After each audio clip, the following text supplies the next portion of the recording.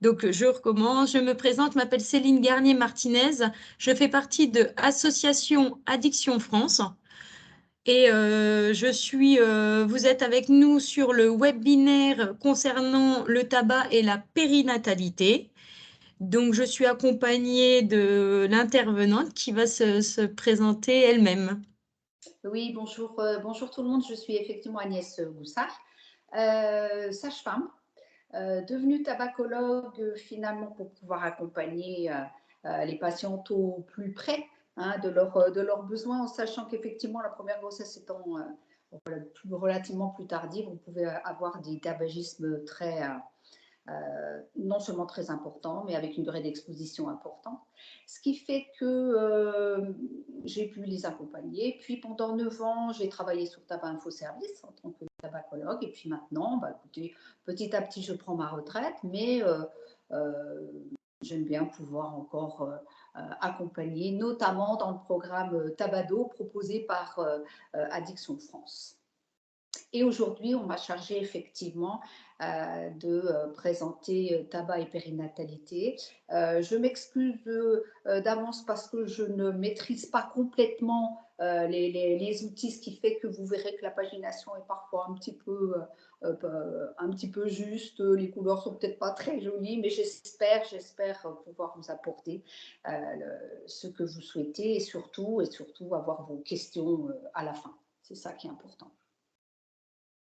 Merci, Madame Goussard. On va faire un petit tour de table justement pour que vous puissiez aussi vous présenter de façon à ce que nous puissions savoir aussi quel public nous avons en face de nous pour répondre au mieux à vos attentes et à vos besoins. Les personnes qui n'auront pas de micro, il n'y a pas de souci, vous pouvez écrire dans le fil des commentaires et nous lirons ce qui est mentionné. Je veux bien continuer pour la présentation. Donc, je suis Marie Lang, infirmière dans un XAPA qui s'appelle le Centre Edison à Metz. Et voilà, donc je suis curieuse de découvrir aujourd'hui ce webinaire sur la périnatalité. Bienvenue. Merci.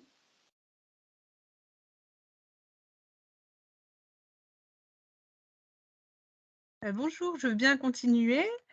Alors, j'ai remis la caméra, mais ça n'a pas l'air de fonctionner. Bon. Pas de souci. Du coup, je m'appelle Isabelle Auger, je suis sage-femme de PMI et centre de santé sexuelle dans le département des Vosges. Donc, j'accompagne les futures mamans, voilà, essentiellement à domicile ou en consultation, pendant la grossesse et puis postpartum immédiat. Voilà. D'accord, merci, bienvenue. Merci. Je suis Corinne Marco, éducatrice au XAPA La Croisée sur Épinal et Remiremont, dans les Vosges. Bonjour, je ne sais pas si vous m'entendez. Oui. Oui. Je suis Émilie Claude, infirmière au XAPA FMS sur Remiremont. Eh bien, bienvenue à toutes les deux.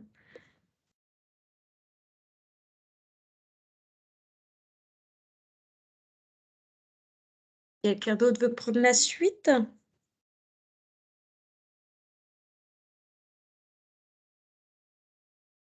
Alors, nous avons Carole, donc, qui est sage-femme en milieu hospitalier à Colmar. Elle vient de terminer son DIU en tabacologie à Strasbourg et elle va commencer une activité auprès des patients. Et nous avons aussi Hélène, donc, qui est infirmière en lycée technique et professionnel. Hélène, est-ce que vous pouvez nous préciser votre lieu d'activité, s'il vous plaît?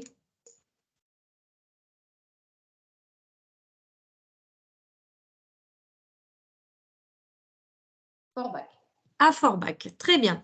Eh bien, écoutez, bienvenue à toutes, exclusivement public féminin. Et donc, nous avons une dernière infirmière qui s'est excusée de ne pouvoir être présent au dernier moment. Voilà. Eh bien, écoutez, Madame Goussard, nous pouvons commencer, je pense, et puis les retardataires prendront en cours si besoin. Bon, alors j'essaie effectivement de passer, sinon je vous redemande, Céline. Pas de souci. N'hésitez pas pour les personnes qui participent à ce webinaire à lever la main si vous avez besoin d'interagir, de poser des questions. Si ça ne passe pas, vous pouvez aussi l'écrire dans le fil d'actualité. Nous restons en tout cas disponibles pour échanger tout au long de ce webinaire avec vous. Donc, je vous laisse la main, Madame Goussard. Ouais, en fait, il faut que vous repreniez. Je pense que ça ne marche pas. D'accord, très bien. Eh ben, j'envoie. Je suis désolée. Ce qui veut dire que je vous demanderai la diapo suivante. Oui, pas de souci. Voilà. Excusez-moi. Alors.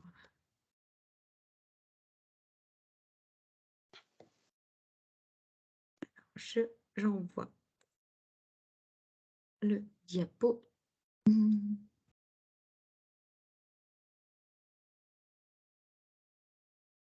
Alors.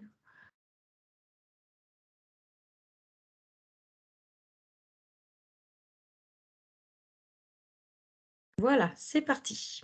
Alors, est-ce que vous pouvez mettre sur le diaporama? Sur diaporama? Faire Oui. un retour arrière alors. Au-dessus, vous mettez diaporama. Oui, j'étais dans le diaporama. Vous êtes, vous, dans le diapo, parce que moi, j'ai mes slides. Vous préférez comme ça, cette version-là? Non, diaporama? Oh, peu importe. Oui, vous pouvez me mettre le diaporama. Pour moi, ça ne change pas. Comme ça. Ça vous va? Je vois rien. Est-ce que les participantes voient le diaporama? Non. Non. Non. Alors, je fais un retour arrière. Je vais repartager.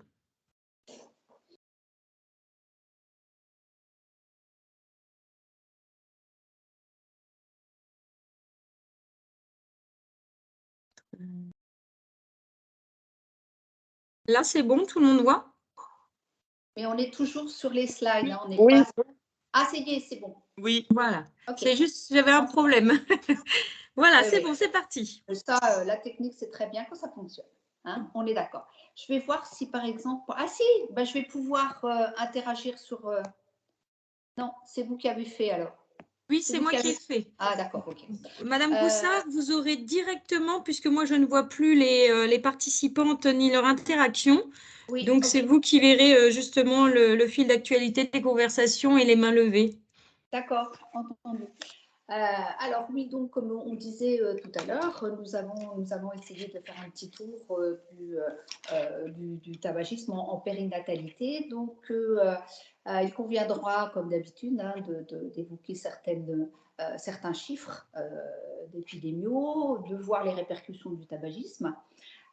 Donc, concernant les différentes politiques de santé, nous reviendrons exclusivement sur le plan de lutte contre le tabac, donc 2018-2022, qui fait suite à d'autres politiques de santé, bien sûr. Le rôle des soignants, j'ai fait un peu le parti pris, si vous voulez, de vous mettre un petit peu en situation, c'est-à-dire pour beaucoup d'entre vous, puisque nous avons fait un tour de table, je constate que vous êtes au plus près déjà du terrain. Donc, vous verrez que la présentation est plus que faire, comment prendre en charge la motivation, comment éviter la rechute. Après, vous pourrez me poser des questions, effectivement. Donc, le rôle des soignants en prévention et la prise en charge, et puis les aides utiles, bien sûr, ainsi que les adresses. Ok, Céline. Donc, effectivement, hein, le tabac, le tabagisme est le premier fléau évitable en termes de mortalité. Nous restons quand même toujours à 75 000 décès par an, soit 13% des décès en France métropolitaine. Ça reste la première cause de mortalité évitable. Et puis, si bien sûr les cancers sont des causes emblématiques, il ne faut surtout pas oublier les maladies cardiovasculaires, les maladies pulmonaires, comme notamment la BPCO, qui engendre énormément de problèmes en termes de santé publique et en termes donc de moyens, mais aussi les risques pour les grossesses et les fœtus. Hein. Il y a plusieurs sages-femmes dans l'assistante qui sont bien au courant. La mortalité prématurée associée au tabagisme entre 2000 et 2013 est en très forte augmentation, notamment chez les femmes. Hein. On arrive maintenant à voir les conséquences de l'initiation au tabac des femmes, alors qu'elle régresse de moins de 27% chez les hommes. Et concernant les femmes, nous avons maintenant des tranches d'âge qui sont désormais davantage touchées par la mortalité due au cancer du poumon que par celle du cancer du sein. Hein. On parle de la mortalité et non pas des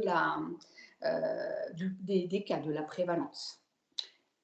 Céline ? Alors, Madame Goussard, il y a des gens qui sont en salle d'attente. Est-ce que vous pourriez accepter ces personnes, s'il vous plaît? Afficher la salle d'attente.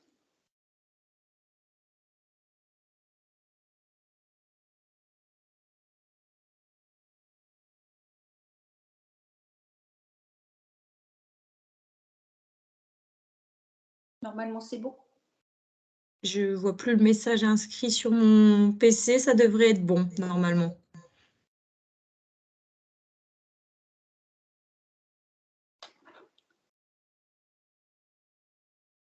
Les personnes qui viennent de se connecter, est-ce que vous pouvez juste nous donner votre nom, s'il vous plaît?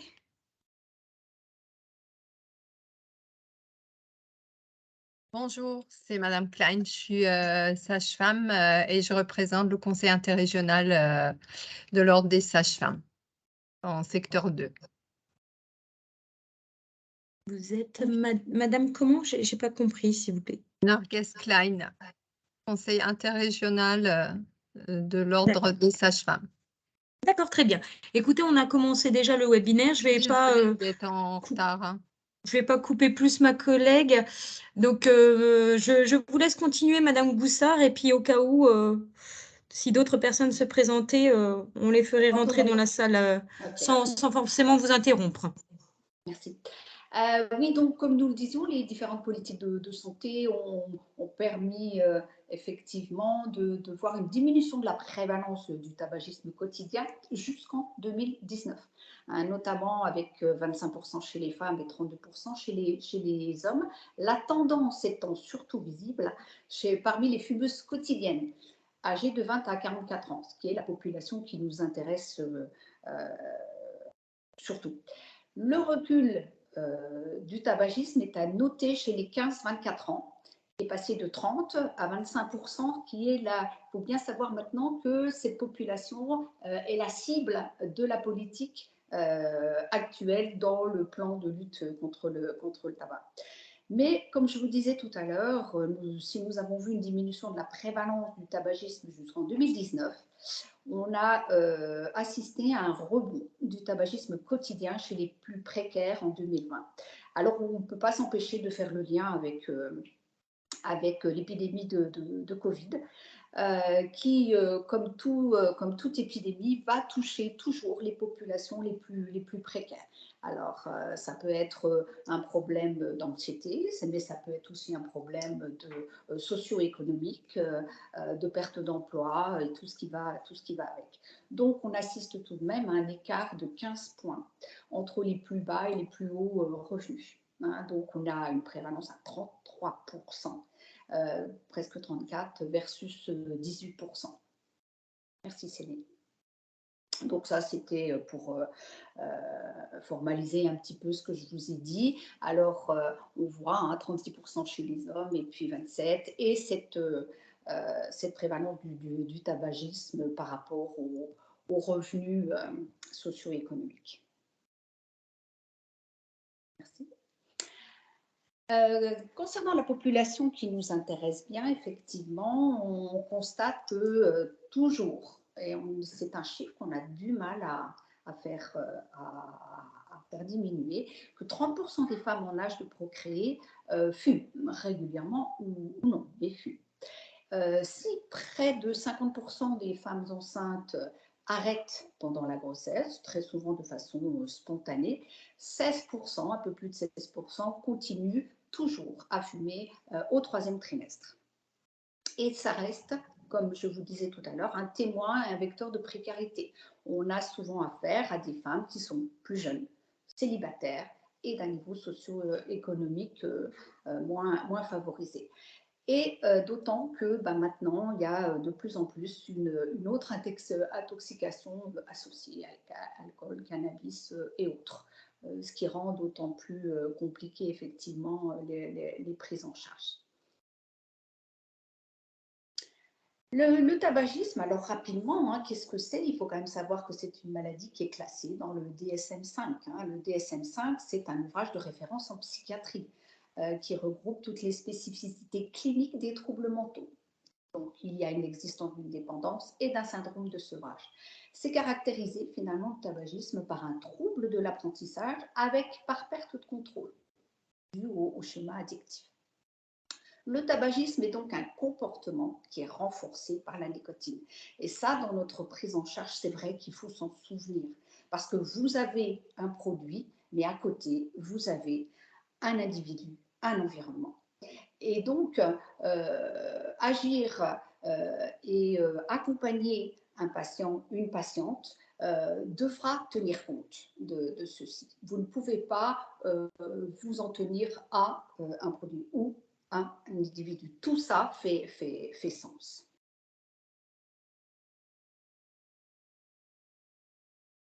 Donc le tabac, on le connaît bien. On dit plus de 5000 composés. La dernière fois, j'ai lu un article canadien montrant qu'on arrivait aux alentours de 7000 composés.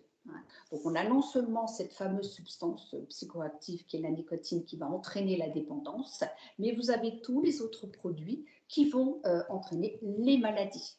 C'est un produit de combustion et c'est la combustion qui pose problème en termes de santé publique.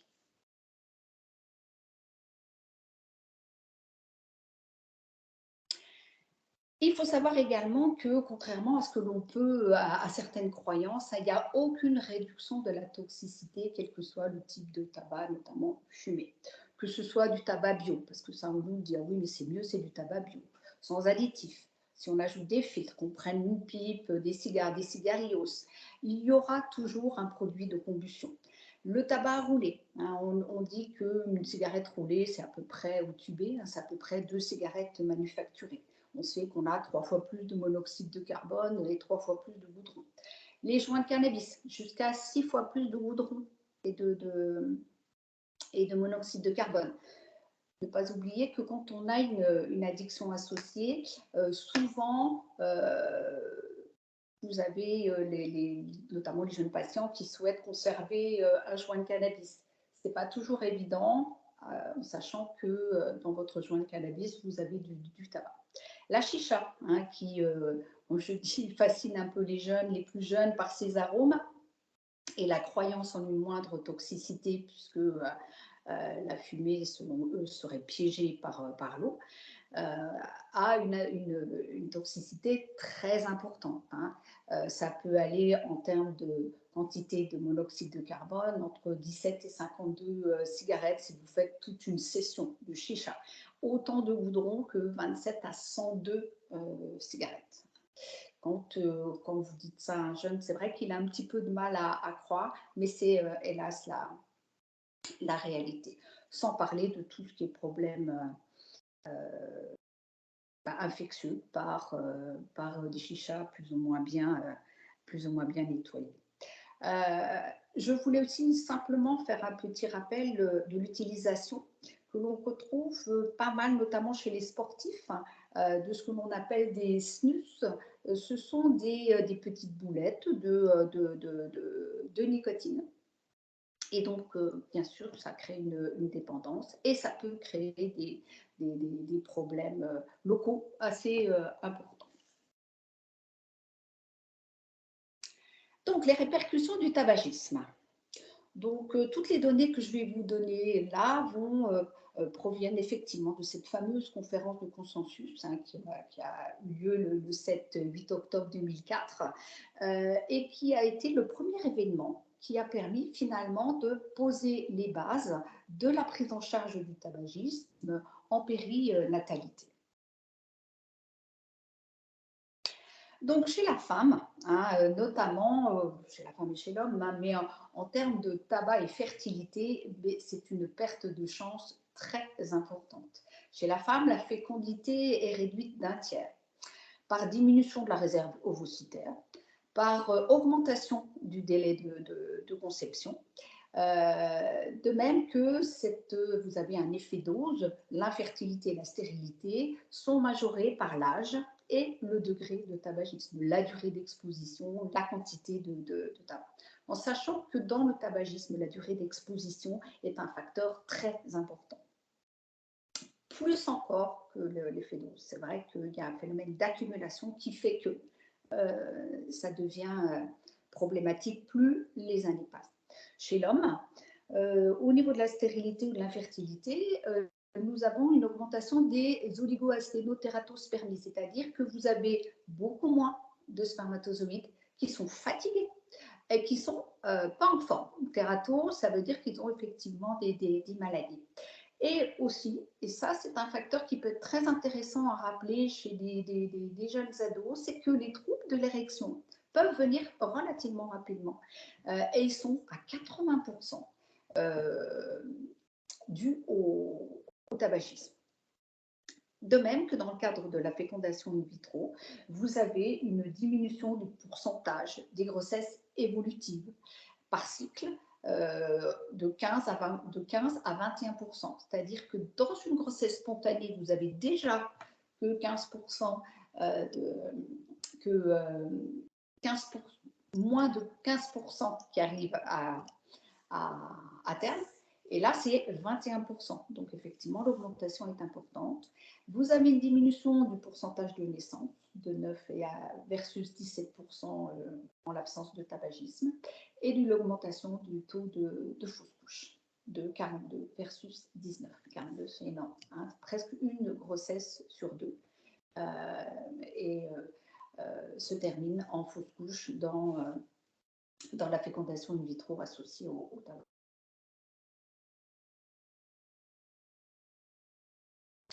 Concernant le tabac et grossesse, alors la grossesse extra-utérine est augmentée à risque relatif de 1,5 quand votre consommation est inférieure à 10 et jusqu'à 5 quand la consommation est supérieure à 30. Donc, effet dose bien constaté. Également, dans le cadre des fausses couches, puisque le risque est de multiplier par 3, les métrorragies du premier et du troisième trimestre sont augmentées. Augmentation également du risque de rupture prématurée des membranes avant 34 semaines par 3, risque multiplié par 3. L'hématome rétro et le décollement marginal sont multipliés par 2 par ischémie chronique. Placenta prévia, c'est-à-dire un placenta qui est mal positionné, pour ceux qui ne sont pas sages-femmes, qui est beaucoup plus bas et qui entraîne des métrorragies et des problèmes à l'accouchement, sont également multipliés presque par 2 et certainement dû à un étalement placentaire, c'est-à-dire que comme l'hypoxie est importante, eh bien le placenta, comme la nature cherche toujours à pallier les manques, le placenta va s'étaler le plus possible pour augmenter les villosités choriales. Et enfin, celui qui est la conséquence emblématique dans la grossesse et que toute femme connaît, c'est le retard de croissance intra-utérin qui se manifeste surtout au troisième trimestre, alors qu'il est d'environ 200 grammes. D'aucuns pourront vous dire, finalement, ce n'est pas beaucoup, mais ça représente entre 7 et 10% d'un petit, ce qui est beaucoup, sachant qu'il y a beaucoup de prématurité également. C'est pour ça que la mortalité périnatale est accrue de 30%. Donc, comme je disais, par la prématurité et par les infections. Et toujours avec un effet dose, plus il y a une consommation de tabac, plus le risque est augmenté. Enfin, la mort subite du nourrisson, qui est augmentée de façon significative. Pardon. Alors, la mort subite du nourrisson, il faut mettre ça aussi en lien. Et on a du mal à faire la différence. Est-ce que c'est dû à l'antériorité, avec une exposition au tabac pendant la grossesse, ou est-ce qu'effectivement, c'est dû à un tabagisme passif? D'où l'importance de revenir sur ce tabagisme passif.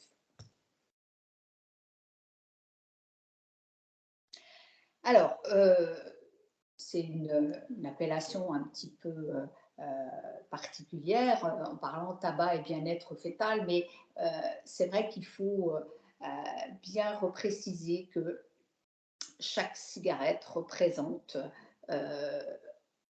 un impact immédiat, c'est-à-dire qu'une cigarette fumée, c'est une tachycardie fœtale, une sidération des mouvements fœtaux, une altération des dopplers ombilicaux et cérébraux.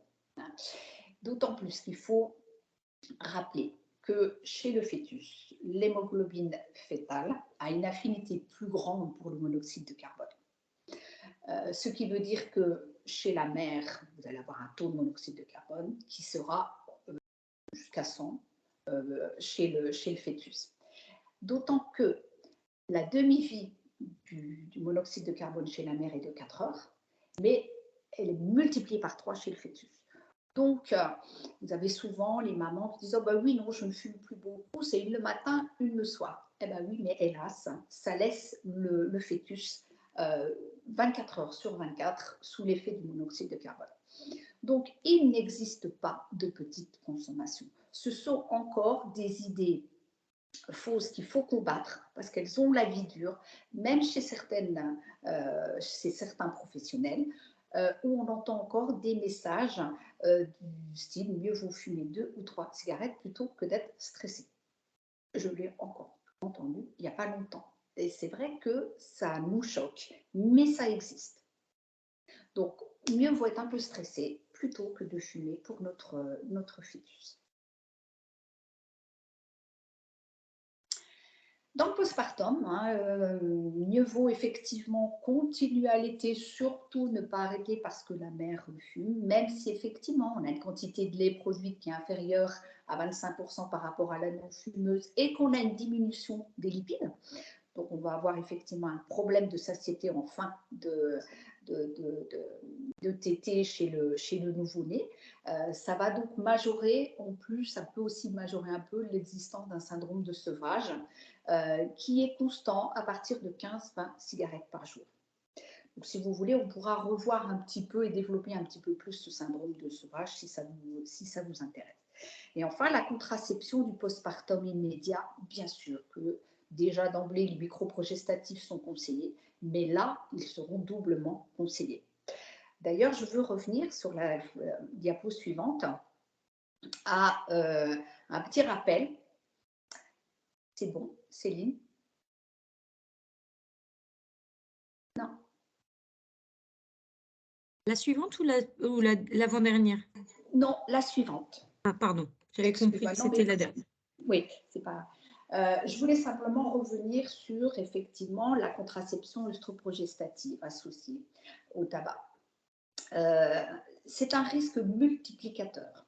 C'est-à-dire que sous pilule simple, œstroprogestative, le risque d'AVC chez la femme jeune est multiplié par 2. Le risque d'AVC chez la femme qui fume, sans pilule, est multiplié par 5. Mais pilule plus tabac, multiplié par 20. Donc, on voit à quel point c'est un risque multiplicatif et non pas uniquement additionnel. De même que le risque d'infarctus du myocarde, pilule tabac avant 35 ans, risque multiplié par 10, et après 35 ans, risque multiplié par 100.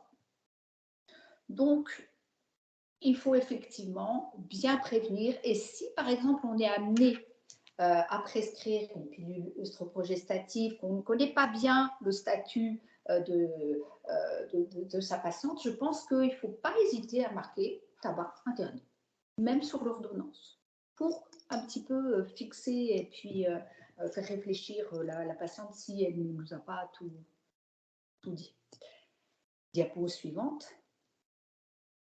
Concernant les pathologies fœtales, alors, les études restent discordantes, notamment au niveau des malformations, mais on a tout de même une majoration significative des fentes, de la biopalatine et des craniosténoses, des crânes qui ne peuvent pas, dont les sutures sont beaucoup moins mobiles, beaucoup moins libres. On a une altération structurelle et fonctionnelle des poumons. Là encore, peut-être plus en lien avec une exposition postnatale. En revanche, le développement neurologique, pour celui-ci, il existerait une différence significative du comportement cognitif des enfants de mères fumeuses. Mais y a-t-il des biais, hein? Il peut y avoir des facteurs confondants, comme le niveau socio-économique, comme la précarité, donc comme l'isolement. C'est un petit peu difficile, mais toujours est-il qu'on arrive tout de même à voir ces différences. Les troubles du comportement, hein, il y a un lien existant entre exposition in utero et hyperactivité, troubles de l'attention et de la concentration, avec une augmentation des comportements d'opposition, d'agressivité et d'agitation. Enfin, les cancers de l'enfant, il y a une possible augmentation de la fréquence des lymphomes, des tumeurs de Wilms qui sont des tumeurs rénales et des tumeurs cérébrales. Et enfin, on sait bien que l'exposition au tabagisme intra-utérin ou encore par tabagisme passif augmente la dépendance par 4, hein, notamment chez ces enfants, donc plus de possibilités de devenir fumeurs et surtout de devenir fumeurs dépendants. Donc, comme je disais tout à l'heure, hein, les politiques de santé publique ont mis en place, notamment depuis 2002, des plans cancer.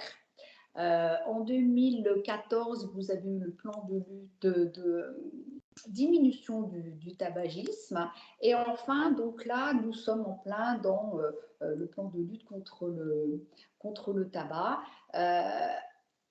avec de nombreux axes, mais j'en ai retiré 2, enfin extrait 2, qui nous intéressent plus. L'axe 1, qui est protéger nos enfants et éviter l'entrée dans le tabagisme, puisque finalement, les enfants d'aujourd'hui sont les parents de demain.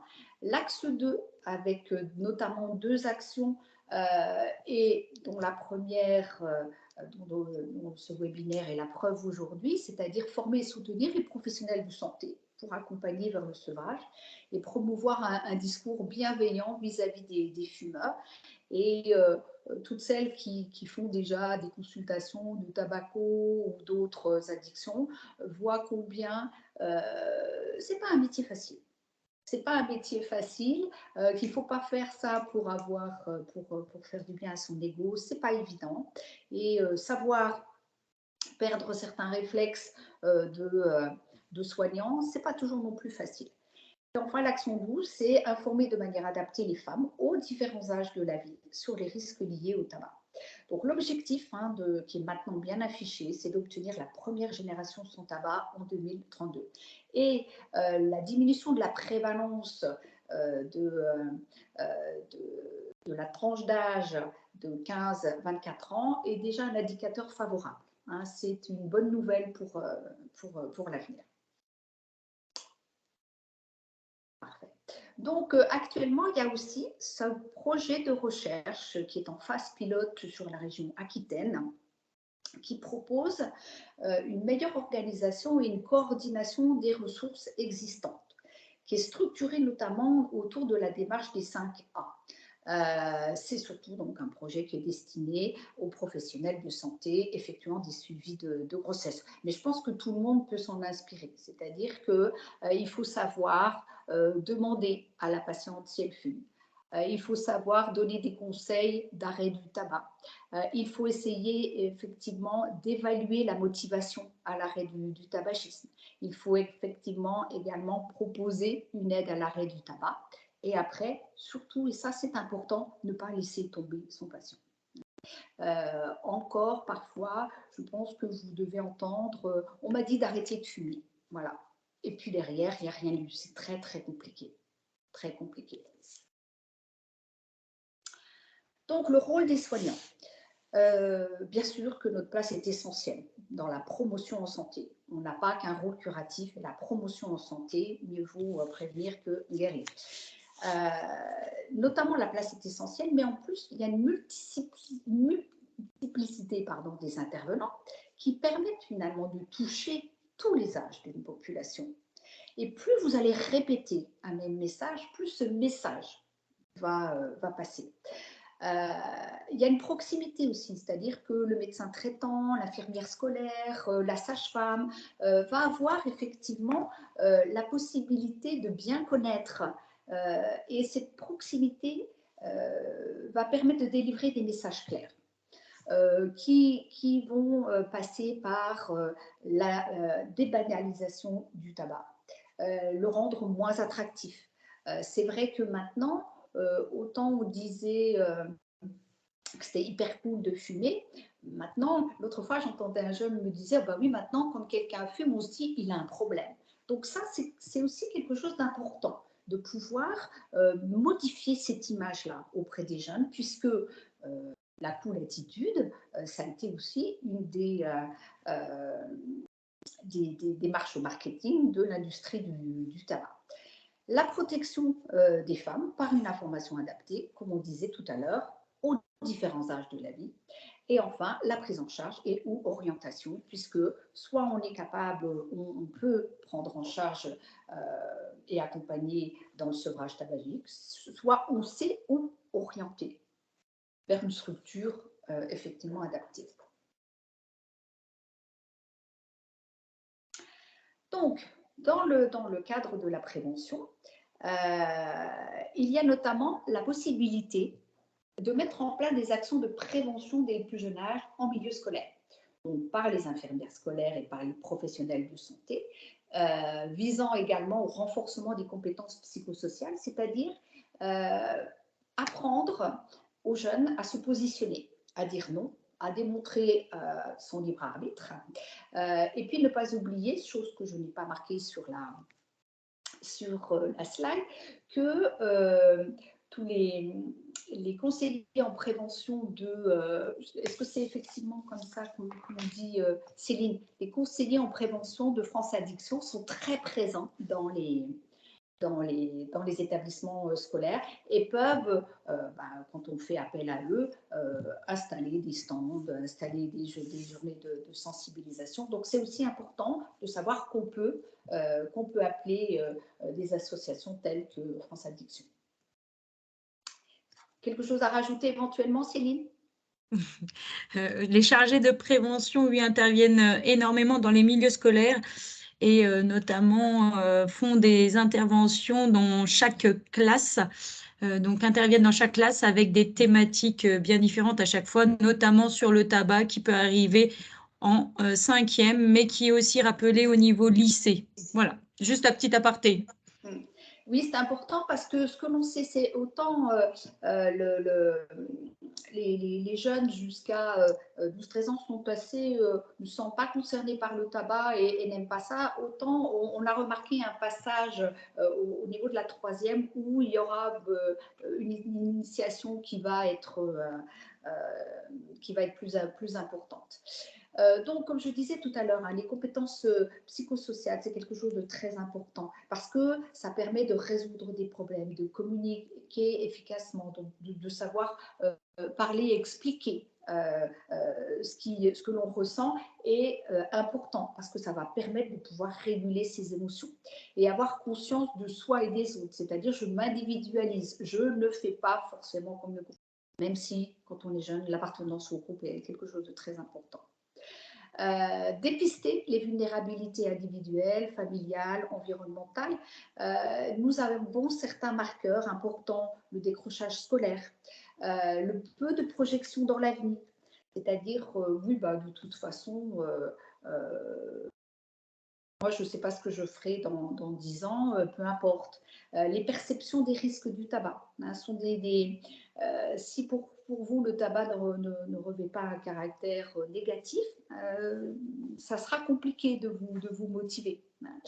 Et puis aussi, on a constaté que les filières techniques et professionnelles sont plus touchées par la prévalence, dans la prévalence du tabac.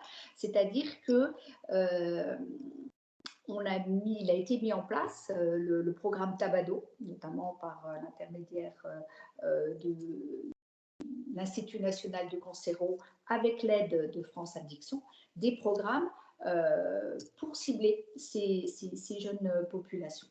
Donc le programme Tabado qui intervient directement dans les établissements techniques et professionnels. Et puis, savoir aussi que même si nous avons affaire à des jeunes, il faut poser de manière systématique la question du statut tabagique. Toujours démontrer que ça n'est pas anodin. Essayer de savoir s'il y a eu l'existence d'une initiation, que s'est-il passé à ce moment-là, et comment ça a entraîné éventuellement la poursuite ou pas. Et puis, s'il y a d'éventuelles autres consommations.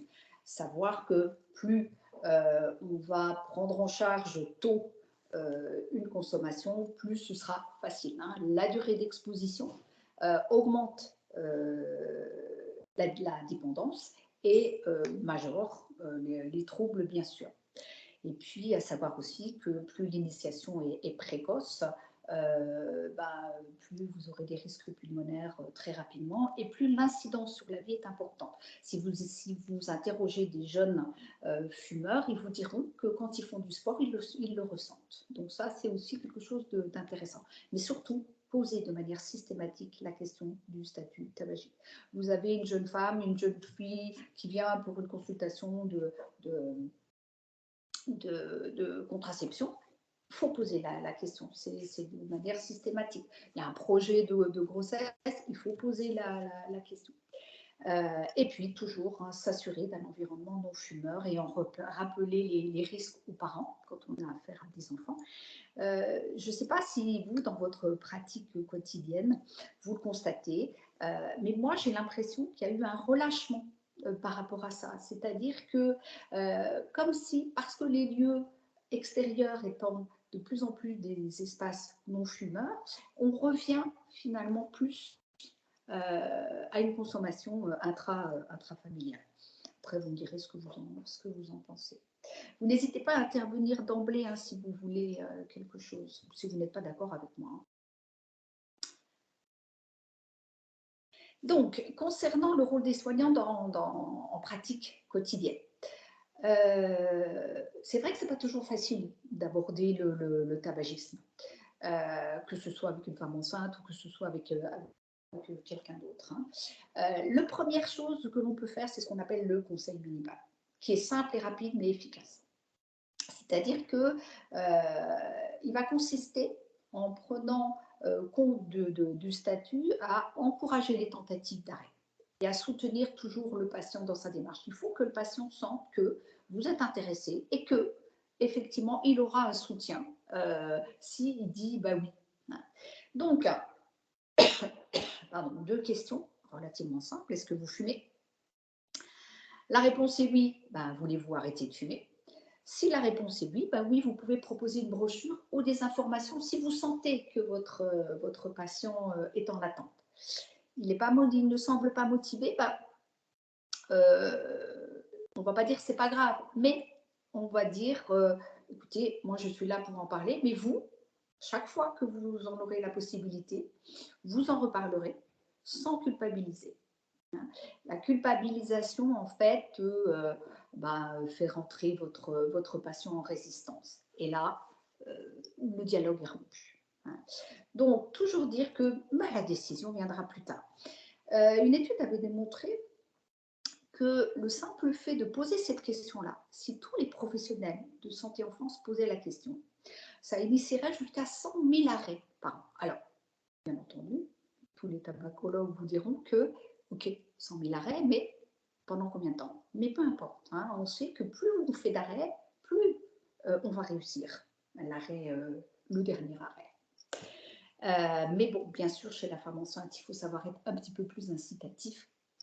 Et là, d'emblée, on parlera effectivement, où on demandera à la personne ce qu'elle sait de l'impact du tabac éventuel sur sa grossesse, sur elle-même et sur son fœtus. Mais c'est vrai que, comme je disais tout à l'heure, ce n'est pas toujours évident. Hein, ne pas culpabiliser, ça peut aller très vite. Il faut qu'on perde aussi, nous, notre réflexe, on le verra plus tard, mais notre réflexe thérapeutique. Là, on est vraiment dans l'incitation. L'entretien motivationnel se fait toujours en pensant que la décision appartient au patient, à la personne qu'on a en face de soi. Ah, une personne a levé la main. Oui, je sais pas, vous m'entendez? Oui.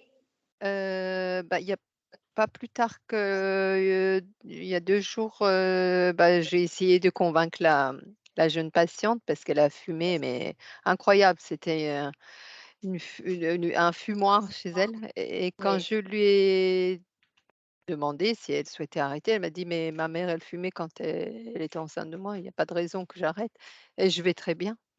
Ouais, Bon, elle a des gros soucis, hein, des gros bien problèmes, sûr, bien sûr. mais voilà. C'est très compliqué. C'est pour ça que je vous disais que effectivement la tabaco c'est pas la science notamment la plus exacte et puis la plus facile parce que il faut rouler avec la résistance. Hein. Il faut que nous on ne passe pas pour l'expert. Alors, comme je dis souvent, l'entretien motivationnel, c'est la rencontre entre deux experts, c'est-à-dire vous avec votre savoir, mais la personne qui est en face de vous avec l'expertise de son comportement. D'emblée, elle a pris ça comme étant un rejet de toute sa famille. En fait, hein. Ma mère, elle faisait ça, donc il n'y a pas de raison que je ne le fasse pas et je vais bien. Après, on peut peut-être démarrer avec elle en lui proposant, oui, à la limite, ce que vous pourriez peut-être essayer de faire, c'est fumer par la fenêtre. Vous voyez, vous proposez des petits, c'est-à-dire que la démarche des petits pas est maintenant conseillée. C'est-à-dire que face à un objectif trop important, vous avez un retrait de la personne. Une personne qui fume beaucoup est une personne qui est en demande. Après, qui est en demande de nicotine, qui est dans un comportement, je ne sais pas quel âge elle avait votre patiente. Elle a 22 ans. Oui, qui fume, si en plus le tabagisme est familial, elle a vécu tout le temps dans le tabac. Donc on voit bien que vous avez une dépendance comportementale et psychologique qui est très importante. Donc en fait, c'est aussi important de pouvoir lui dire, mais on peut vous aider. Quand vous le décidez, il faut donner la main. Voilà, tout en essayant de m'attirer un petit peu cette main. Mais il faut toujours donner à la personne qui est en face de nous le choix. Vous avez le choix de continuer, vous avez le choix de modifier votre comportement en sachant que vous allez être aidé. Quelle est la crainte première dans l'arrêt du tabac? C'est d'être en manque. Ça ne va pas être forcément formalisé de la sorte. Mais d'emblée, on va trouver quelque chose qui va me déculpabiliser en me disant, bon, de toute façon, ma mère a fait comme ça. Elle aurait très bien pu dire, bon, tout va bien, je respire bien, mon bébé va bien. Elle aurait trouvé autre chose. Mais cette réponse-là, à cette réponse-là, il faut sous-entendre, mais attention, moi, si on me demande d'arrêter, mais c'est pas possible. Ça fait trop peur. Donc, il faut rassurer en disant, mais moi, je suis là pour vous aider. On en parle quand vous voulez. Et puis, on a la chance. C'est vrai que je propose souvent comme ça, présente souvent, on a la chance de d'avoir les produits permettant de ne pas être en manque. Vous pouvez tester. Voilà. Et là, encore une fois, on redonne la main. Et la prochaine fois, quand vous la voyez, alors vous avez un petit peu réfléchi, qu'est-ce que vous en pensez? Est-ce qu'on teste? Est-ce qu'on ose tester? Elle a des gros problèmes, ma patiente, parce qu'elle est bipolaire. Donc, Oui. c'est compliqué Alors, quand même. Alors, là aussi, là maintenant, les dernières données le montrent bien. Aucune pathologie psychiatrique n'est améliorée par le tabagisme. C'est l'inverse. C'est-à-dire que quand vous arrêtez de fumer, dans le cadre d'une dépression, dans le cadre de bipolarité, dans le cadre de schizophrénie, dans le cadre... toutes ces maladies-là, en fait, vont gagner puisque vous allez diminuer le stress. Et surtout, vous allez rendre les traitements beaucoup plus efficaces. À savoir qu'une femme fumeuse est une femme qui dégrade beaucoup plus rapidement tous ces traitements. Donc, à savoir que la femme enceinte a besoin de doses plus importantes, puisque avec l'augmentation de la masse volémique, les médicaments sont moins efficaces. Donc, vous voyez que pour votre patiente-là, c'est vrai que c'est double peine. C'est-à-dire qu'on modifie souvent les traitements pendant la grossesse, et puis, avec le tabac, il faut augmenter les traitements. Là, pas plus tard que ce matin, moi, j'étais avec un jeune de 16 ans qui présente des troubles du comportement, notamment par explosion. À la moindre contrariété, il explose. D'ailleurs, on le voyait tout à l'heure, hein, que les enfants qui ont été soumis au tabagisme passif et au tabagisme intra-utérin sont des enfants qui présentent plus ce type de pathologie. M'a bien expliqué que quand il arrête ces traitements contre les troubles, il augmente sa consommation de tabac, ce qui fait qu'il est encore plus dans les troubles. Donc, il faut savoir qu'effectivement, le tabac majore. Et souvent, on dit, bah, il ne va pas bien, c'est normal qu'il fume. Non, toutes les pathologies psychiatriques gagnent à voir le tabagisme diminuer. Même diminuer. Bien sûr, c'est encore mieux quand il est arrêté. Donc, votre patient est motivé pour arrêter. Dans ce cas, vous abordez le sevrage de quelle façon? Eh bien, comme je disais tout à l'heure, c'est véritablement adopter une posture motivationnelle. Je ne suis pas celui qui sait, mais je suis là pour apporter mon aide. Et ça va favoriser le dialogue. C'est-à-dire que c'est une méthode de communication qui est centrée sur la personne. Je ne suis pas là pour délivrer un message. Je suis là maintenant pour entendre ce que la personne me dit et je vais rebondir sur ce qu'elle me dit. Si votre jeune patient vous dit qu'il en a marre de dépenser son argent là-dedans, vous n'allez pas lui parler des conséquences du tabagisme. Ça va pas le brancher, ça ne va pas l'atteindre. Donc, c'est vrai que la posture motivationnelle, ça permet de favoriser le dialogue dans la mesure où vous rebondissez sur ce que votre patient vous dit. Tout en étant bien consciente qu'il reste le seul maître de son changement. Vous ne pouvez pas faire changer quelqu'un qui ne veut pas changer.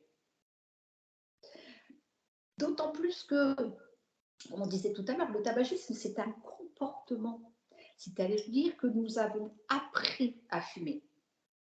Nous avons appris à fumer comme on a appris nos tables de multiplication, en répétant. On est dans des habitudes. On voit bien que le fumeur, en fonction de ses besoins en nicotine, en fonction des circonstances, va avoir un comportement différent par rapport au tabac.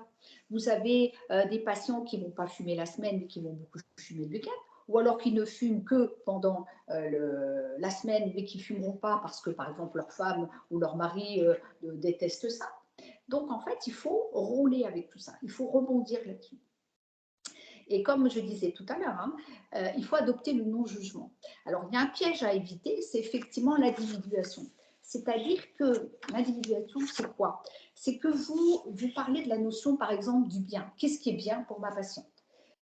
Si vous dites, bah, il serait bien que vous fassiez ça, eh ben, qu'est-ce qu'elle va entendre? Ah ben, ce que je fais, c'est mal. Et là, rupture. Rupture, la patiente se met en résistance. Si vous parlez de oh bah, vraiment votre consommation est importante, bah oui, c'est parce que j'en ai besoin. Donc, vous parlez de consommation, elle va penser manque. Donc, toujours être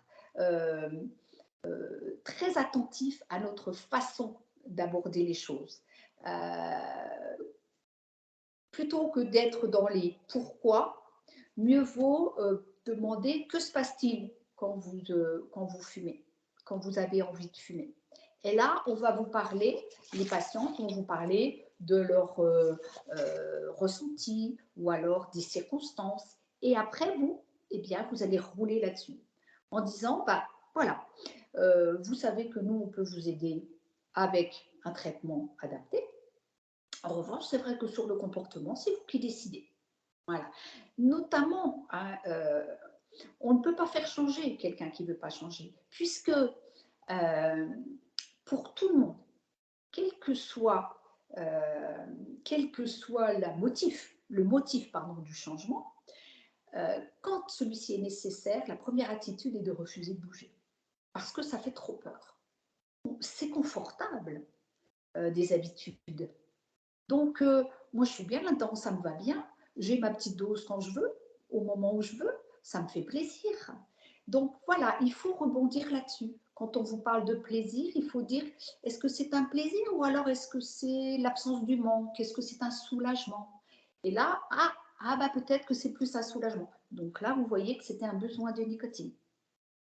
Donc ça, c'est hyper important. Mais ça s'acquiert au fur et à mesure du temps. Et vous verrez que vos premières consultations n'auront plus rien à voir avec les suivantes, fatalement. Hein.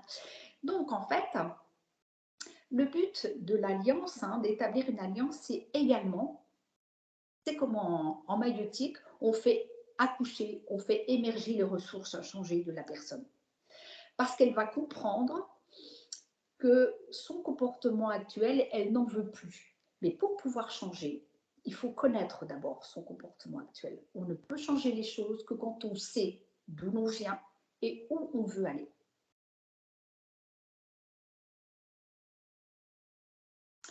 Donc, bien sûr, pouvoir montrer ce qu'est la dépendance, c'est important. Pouvoir dire que on n'est pas... c'est le produit qui nous rend dépendants, c'est hyper important.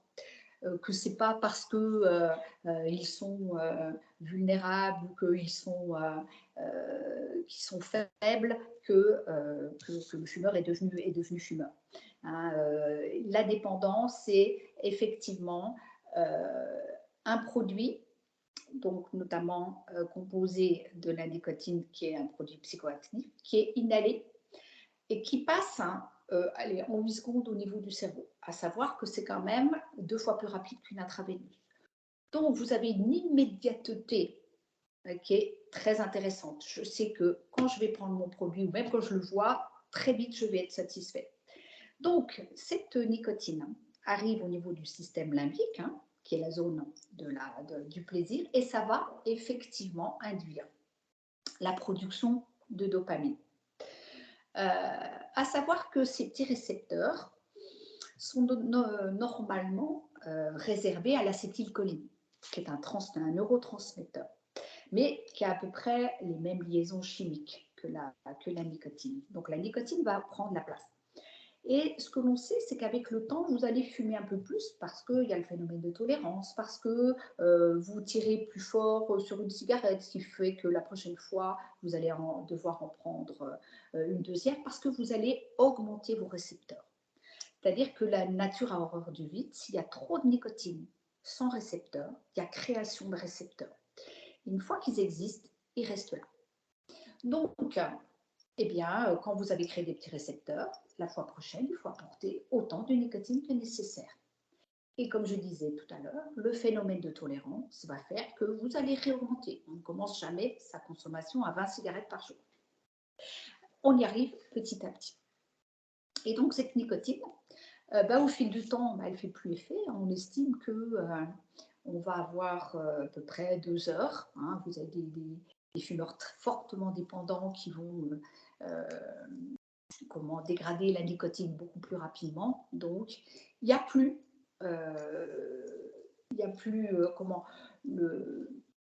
la dopamine va s'épuiser. Donc, en fait, il va falloir revenir à sa consommation pour ne pas être en manque. Donc, on devient dépendant par plaisir avec cette notion de dopamine. Hein, on imagine lors de l'initiation, vous avez des jeunes cerveaux qui vont avoir un shoot de dopamine et à ce moment-là, ils vont vouloir répéter l'opération pour avoir toujours ce même plaisir. Et il va y avoir un comportement qui va être acquis parce que quand vous avez une projection de dopamine, une diffusion de dopamine, eh bien, le lien entre ce que vous faites, ce que vous sentez, ce que vous voyez est très fort. Donc, dans votre cerveau, vous avez des tas de petites boucles neuronales en lien avec tel endroit, telle personne, telle émotion, telle activité ou telle non-activité et la nicotine. Ce qui fait que ça devient des habitudes à force de les répéter. Et une succession d'habitudes, c'est un comportement. Donc, on voit bien que le comportement tabagique est quelque chose d'acquis. Donc, c'est intéressant. Parce que si j'ai pu apprendre à fumer, je peux apprendre à devenir un ex-fumeur, puisque tout s'apprend. Et de même, je répéterai de plus en plus ma nouvelle façon de me comporter sans tabac. Mais là, ça permet, en voyant ce mécanisme de dépendance, d'expliquer aux personnes, oui, qu'ils ont besoin d'aide et qu'on peut les aider parce qu'on a des traitements qui sont efficaces. Donc, bien sûr, diapo suivante, s'il te plaît, Céline. S'il vous plaît, je ne sais plus si je dis s'il vous. C'est de savoir dépister effectivement le degré de dépendance. Tout le monde connaît le test de Fagerström qui au départ était avec plusieurs items et maintenant on utilise facilement le test Fagerström simplifié en 2 questions qui finalement est assez représentatif de la consommation parce qu'on a constaté que le test en 6 questions, pouvait engendrer des faux négatifs, des faux positifs. Donc là, au moins, combien de cigarettes fumez-vous par jour? Et puis, dans quel délai, combien de temps après votre réveil vous consommez? C'est une bonne indication de la dépendance. Diapo suivante, s'il vous plaît. Donc, comment prendre en charge une fois qu'on a dépisté et qu'on a vu la dépendance physique? Eh bien, on va adapter effectivement son traitement en fonction de l'intensité. Donc, classiquement, entre 0 et 1, on n'a pas de dépendance physique. Des conseils utiles de type comportemental sont hyper importants. Voilà. Qu'est-ce que vous pouvez modifier? À quel moment consommez-vous et puis comment voyez-vous les choses pour modifier cette habitude-là. De 2 à 3, on est dans la dépendance modérée. Donc, ne pas hésiter à utiliser des traitements pharmacologiques, si difficulté à modifier l'ancien comportement, bien sûr, c'est un support et ça permet aussi de rassurer. Encore une fois, ne pas oublier le maître mot, rassurer, rassurer. Et puis, bien sûr, une dépendance forte quand on est au-delà de 4 à ce moment-là. Il ne faut pas hésiter à utiliser d'emblée les traitements pharmacologiques. Et on sait par exemple que les femmes enceintes sont, celles qui continuent à fumer sont fortement dépendantes. Puisque 1 sur 2 va arrêter de fumer, donc c'est qu'elle n'a pas franchement besoin de nous. Elle va le faire spontanément. Donc, mais c'est bien aussi de pouvoir en parler, même si elle a arrêté, de lui dire comment vous sentez-vous, est-ce que vous avez des périodes un peu compliquées à gérer, est-ce que vous pouvez me les décrire, comment on pourrait faire, voilà. toujours être force de proposition tout de même dans ces moments-là. Donc, il est important, alors même si effectivement votre patiente est motivée, d'évaluer ce stade de motivation parce que le discours ne va pas être forcément le même. Alors, Prochaska et Di Clemente ont mis en place un cercle ou un disque, un cercle de l'arrêt du tabac de différentes phases. Le premier stade, c'est la pré-contemplation ou la pré-intention, c'est-à-dire qu'en fait, votre patient est bien comme il est. Hein, il n'est pas, ça ne le perturbe pas. Oui, comme dit c'est Isabelle, hein, votre patiente, ma mère, elle a bien fumé, ça me perturbe pas. Donc en fait, il faut à ce moment-là aider le patient à exprimer ce qui pourrait l'amener à changer. Dans le cas de votre patiente Isabelle, ça pourrait être qu'est-ce qui pourrait vous perturber dans votre tabagisme. Voilà. L'utilisation aussi du conditionnel chez votre patiente ou même dans votre propre discours montre aussi qu'on n'est pas dans l'injonction. Voilà. Qu'est-ce qui pourrait? Et puis surtout augmenter la confiance du patient en sa capacité de changement. Ne pas oublier que la crainte première, c'est je ne vais pas changer un comportement, sinon je vais être en manque. Donc lui dire, mais nous serons là pour vous accompagner et vous allez voir que vous serez heureuse de constater que tout est possible. Après ce stade de pré-intention, de pré-contemplation, il y a la contemplation. Il est prêt à changer, mais dans un avenir proche. Autant auparavant, c'était attention de changer dans l'avenir. Là, maintenant, on est dans un avenir proche. Ce qui est intéressant, là, et on pourra en reparler aussi plus tard, mais c'est de pouvoir faire émerger chez ces patientes des petits hiatus, c'est-à-dire proposer par exemple la balance décisionnelle. C'est pouvoir dire qu'est-ce qui vous perturbe, les inconvénients, les avantages à continuer à rester comme ça. Je continue à fumer, quels sont mes avantages à fumer, quels sont les inconvénients. Et j'arrête de fumer, quels sont mes avantages, quels sont les inconvénients. Et là, ça permet effectivement de situer. Si vous avez plus d'avantages et plus d'inconvénients, plus d'avantages à continuer à fumer et plus d'inconvénients à arrêter de fumer, vous voyez bien que votre patiente, elle n'est pas encore prête à arrêter. On est bien d'accord. Et puis, on a toujours, nous, cette épée de Damoclès parce qu'on sait, alors même que notre patiente ne veut pas arrêter de fumer, qu'on a un petit don. On a toujours tendance à faire un petit peu plus tout de même, à essayer de retravailler un peu plus. Vous savez qu'on peut vous accompagner, qu'il n'y aura pas cette notion de manque.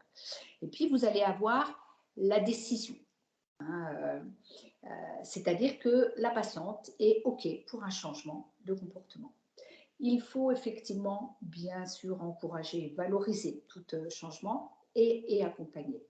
Accompagné par des stratégies médicamenteuses, par un accompagnement de changement comportemental, ça c'est hyper important.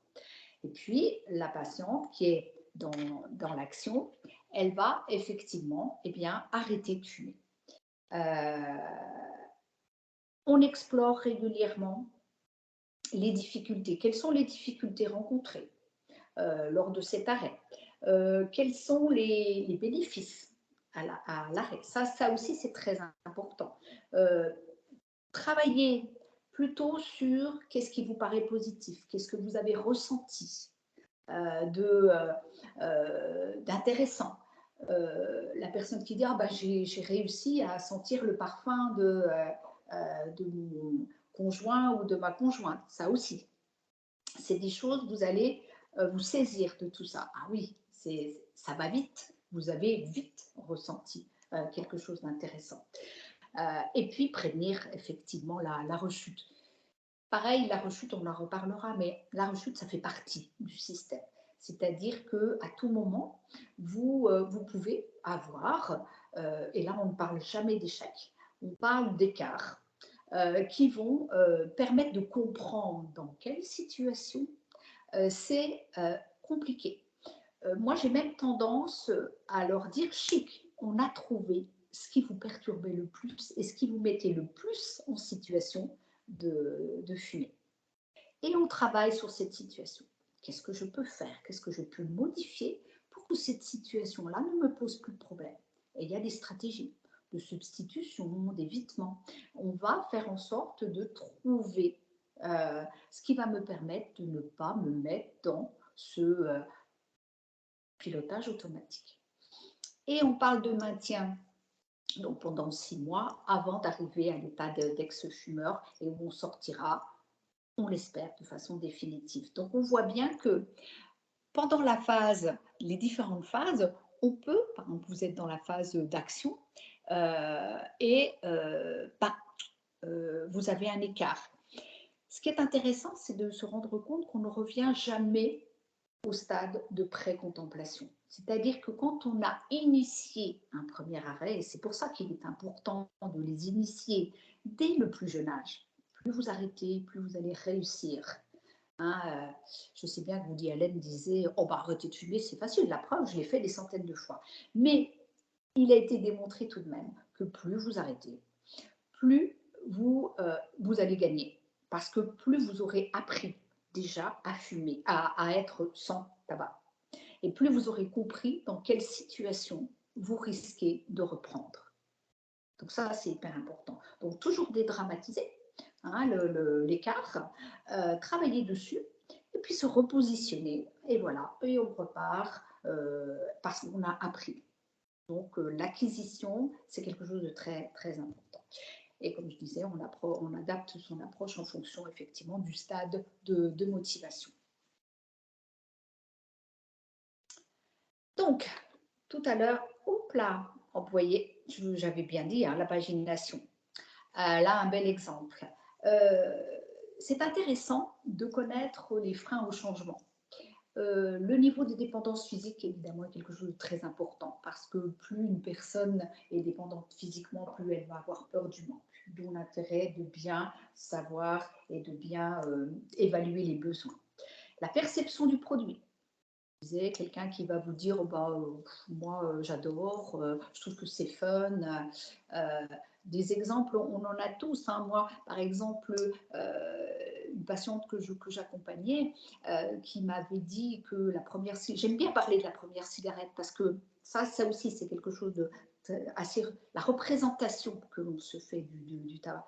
Sa première cigarette, c'était à l'âge de 6 ans. C'est la première, ça a été la plus jeune dans l'initiation pour moi, parce qu'elle voulait être comme sa tante, qui avait 18 ans et qu'elle trouvait magnifique avec une cigarette. Donc là aussi, il va falloir sacrément travailler sur l'image du produit. Montrer qu'on peut être magnifique sans problème. La durée d'exposition. Plus vous avez été longtemps dans un comportement, plus celui-ci est inscrit dans votre cerveau, plus effectivement il va falloir travailler pour modifier. Plus vous aurez augmenté le nombre de situations dans lesquelles vous fumez, bien sûr. Le jeune qui s'arrête, il n'a pas eu le temps encore de fumer dans toutes les circonstances. Pas toujours, mais bon. L'entourage fumeur également, c'est-à-dire que si vous avez beaucoup de fumeurs autour de vous, c'est plus compliqué. Ce que l'on sait, par exemple, c'est qu'un fumeur a plus d'amis fumeurs. Tant, comme je dis souvent, les non-fumeurs ne sont pas moins bien ou mieux que les fumeurs. Mais voilà, c'est question de circonstances. Savoir aussi que le degré d'anxiété et ou de dépression est important pour l'image que l'on s'en fait. C'est-à-dire qu'il y a un dévoiement de l'action du tabac. On est persuadé que si je suis dépressif, si je suis anxieux, fumer va me faire du bien. Fumer va uniquement soulager mon manque. Ça, c'est aussi important de pouvoir le dire, que notre cerveau nous leurre, ou se leurre lui-même. C'est-à-dire qu'il a fait le lien. Quand un cerveau commence par être en manque, qu'est-ce qu'il fait pour nous prévenir? Il nous envoie les hormones du stress. Et les hormones du stress, elles sont pareilles, quel que soit le type d'anxiété, de dépression ou de stress dans je sais pas moi, dans la rue quand il nous arrive un accident. Donc, en fait, bien rétablir les choses, pouvoir dire que on s'est peut-être trompé, ne pas dire d'emblée c'est de la foutaise, c'est pas vrai, mais dire oh, peut-être que notre cerveau il nous trompe un petit peu. Lui, ce qu'il veut, c'est sa dose de négatif. Les biais cognitifs, alors ça aussi c'est quelque chose de très important dans tout. C'est-à-dire que chacun d'entre nous va réagir avec ce qu'il est. Vous avez des gens qui sont optimistes, vous avez des gens qui ont des croyances, vous avez des gens qui ont des idéologies. Et donc tout ça, ça va faire que vous n'allez pas aborder les choses de la même façon. Ça, c'est très, très important. Les biais cognitifs, en fait, vous empêchent d'être... une croyance, c'est quelque chose que vous acceptez sans y réfléchir. Donc, si je crois que le tabac fait du bien à ma dépression, il faut que le discours du thérapeute soit de lui dire, bon, voilà, peut-être que ce n'est pas tout à fait la réalité. Revenir dans la réalité. Je ne suis pas dans le jugement, je reviens dans la réalité. L'optimiste, il va dire, oui, oh, bah, moi, je m'arrête quand je veux. Bon, bah, ok, on essaye. Voilà, vous voyez, rebondir, rouler avec tout ça. On avait dit aussi le niveau socio-économique, la précarité, c'est quelque chose qui multiplie les addictions, qui multiplie les difficultés. La disponibilité du produit. Pas plus tard que... C'était ce matin aussi. Moi, un jeune a arrêté de fumer du cannabis le jour où, comme il dit, le camion n'est pas arrivé dans la cité. Et que pendant 3 jours, il a essayé d'aller voir, puis rien n'arrivait. Et il s'est rendu compte qu'il avait pu ne pas fumer pendant 3 jours. Il a dit, j'essaye un 4e. Et bingo. Donc la disponibilité, c'est pour ça aussi que les enfants de fumeurs sont plus à risque parce que le produit est disponible. Et les idées reçues. Donc les idées reçues, c'est la prochaine diapo. Les idées reçues, c'est je fume quand je veux, donc j'arrête quand je veux. C'est-à-dire, c'est croire, donc la croyance que c'est moi qui décide de fumer. C'est souvent une réflexion des ados. Pas ce que vous en pensez, mais je maîtrise, je fume quand je veux. Donc, effectivement, à ce moment-là, ce qui est intéressant, par exemple, avec un jeune, c'est de le prendre au défi. Ouais, ok, on y va. Quand vous voulez. Donc, arrêter de fumer est une question de volonté. Et là, on revient, à ce moment-là, quand on parle de volonté, nous, on revient sur la dépendance. C'est pas si simple que ça. La dépendance fait que. Et vous en parlez. Fumer quelques cigarettes, c'est pas dangereux. Non, on a vu que une cigarette par jour majore de 50% les risques cardiovasculaires par rapport à une consommation de 20 cigarettes. C'est pas du tout proportionnel. Donc, une cigarette par jour a un effet délétère. Passer au cigarillos, c'est moins dangereux, comme on disait tout à l'heure. À partir du moment où vous avez un produit fumé, vous avez un produit de combustion, vous avez une toxicité qui est tout aussi importante. Ou alors le pessimiste qui va dire, moi je fume depuis trop longtemps, c'est trop tard. Non, même à 80 ans. 80 ans, quelqu'un qui s'arrête de fumer, vous augmentez de 6 mois sa longévité. Pourquoi? Parce qu'en fait, le fait d'arrêter de fumer va permettre de faire peut-être plus de choses. Donc, il va plus bouger. S'il bouge, il va être plus content, il va mieux manger, etc. etc. Ne pas oublier aussi que quand vous arrêtez ce type de consommation, eh bien, il y a un effet positif sur votre organisme qui fait que vous découvrez de nouveau certaines choses. Je fume, mais je fais du sport. Ça, peut-être que vous l'entendez aussi, les personnes qui sont en XAPA ou je fume, je fais du sport, donc je vais compenser. Non, c'est très bien que si on fume juste avant, juste après, on sait aussi qu'on majore les risques. Pareil, fumer m'aide à gérer mon stress. On a démontré que c'était l'inverse, puisque le fait de fumer engendre en permanence des stress. Arrêter de fumer fait prendre beaucoup de poids. On sait que le fumeur, de toute façon, globalement, a 3-4 kilos de moins que son poids normal. Mais il n'est donc pas dans un poids physiologique. Hein. En revanche, ce que l'on sait, c'est que chez le fumeur, il y a plus de risque de diabète de type 2. Donc, on voit bien que le fumeur, même s'il a un poids inférieur, va majorer notamment les graisses. Il va y avoir une installation des graisses en intra-abdominal qui majore le risque de maladie cardiovasculaire. J'ai une maladie coronarienne ou coronaire, la nicotine n'est pas pour moi. Or, comment se fait-il que le tabac aille avec la maladie cardiaque? Donc, vous voyez, tout ça, c'est aussi des idées reçues qui permettent aussi de rester dans un certain statu quo. Hein. Et puis, arrêter de fumer revient cher. C'était peut-être vrai avant, parce que moi, je me souviens au début des substituts nicotiniques, il fallait les payer. Et c'était pas évident. C'était au moment où le tabac ne coûtait pas ce qu'il coûte maintenant, c'était relativement cher. Maintenant, il faut savoir que tous les substituts, à part le spray, sont pris en charge par l'assurance maladie et le reste par les mutuelles. La suivante.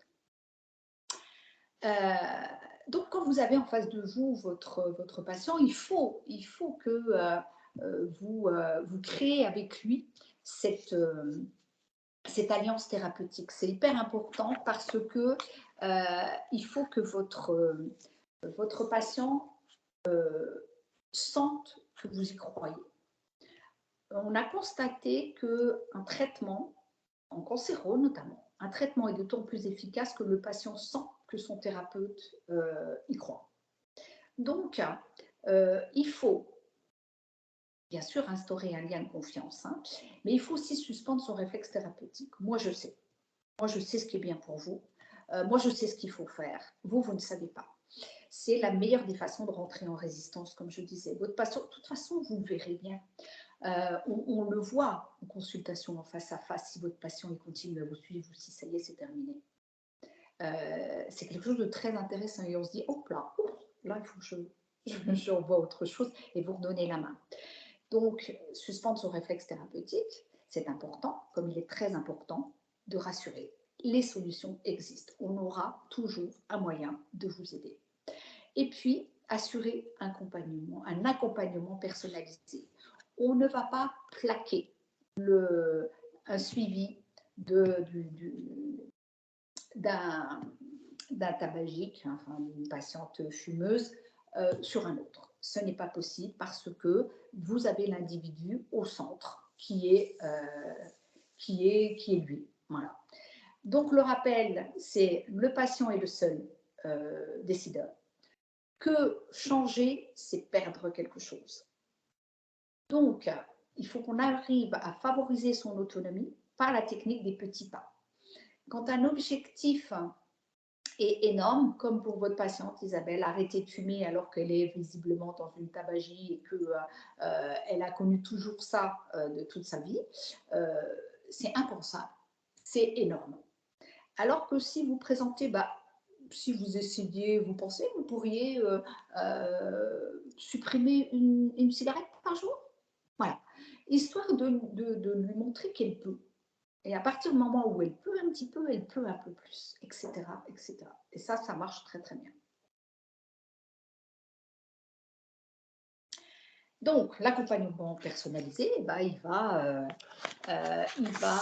se déterminer en fonction du stade de motivation, bien sûr. On ne parle pas de la même chose à quelqu'un qui est dans la pré-contemplation ou dans la pré-intention, comme dans quelqu'un qui dit « ça y est, j'y vais, j'ai décidé de ma date d'arrêt ». Donc, qu'est-ce qu'on met en place ? Le degré d'ambivalence qui fait partie de tout et qui peut revenir. Vous pouvez avoir un patient très, très motivé et au prochain rendez-vous, là, c'est un peu plus compliqué. Alors, qu'est-ce qui s'est passé? Pouvez-vous me décrire les solutions, les moments où ça a été un peu compliqué, hein? Toujours remettre le patient au centre de l'histoire. Le niveau de dépendance physique, ça on l'avait dit. Le niveau de dépendance comportementale, si vous avez X situations dans lesquelles vous êtes fumeur, vous voyez bien que ça va prendre beaucoup plus de temps que si je fume quand je suis avec un copain. Bien sûr, hein, ça va être... et les vulnérabilités personnelles, comme c'est un entourage fumeur, une précarité ou